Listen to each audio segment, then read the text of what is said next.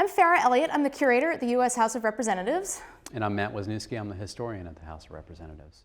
And we wanted to talk today a little bit about the history of African American representation in the 20th century. So there's a long period, almost 3 decades after George Henry White leaves Congress, where there's no African Americans who serve in either the House or the Senate.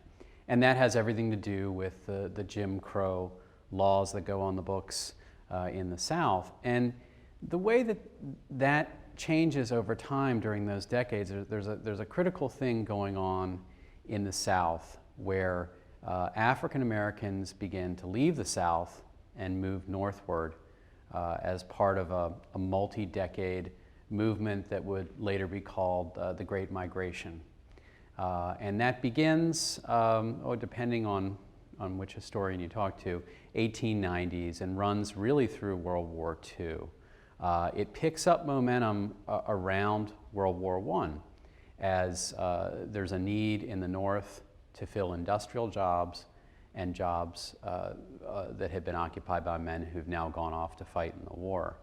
And you see tens of thousands of African Americans moving northward for the first time, out of the rural South, out of agricultural jobs, to industrial jobs in Chicago, St. Louis, Cleveland, Pittsburgh, New York.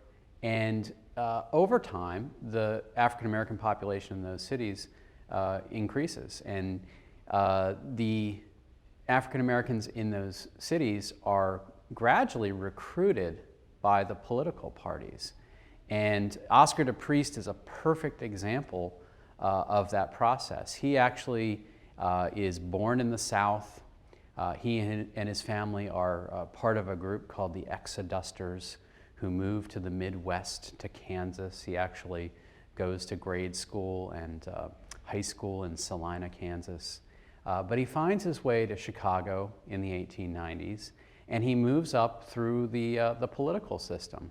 He becomes a Chicago city councilman in the mid-19-teens, and his career has some peaks and valleys.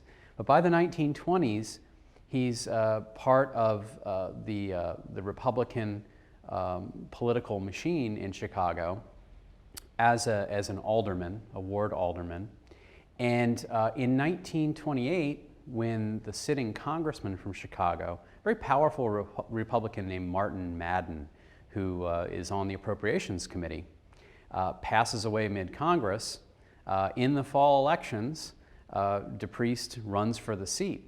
And he wins. So in 1929, he comes to the House of Representatives. You know, one of my favorite things about Oscar de Priest's career is this little tiny button that we have in the collection that is from his career. It's really small, and it says de Priest for Congress with a picture of him. And one of the things I love most about it is that they're very rare. There probably weren't that many of them around initially, and very few survive. I think I've only seen maybe one other, maybe 2 others in existence. But if you think about this tiny little button worn on someone's lapel, looking for all the world like any other button, this actually represents a revolution.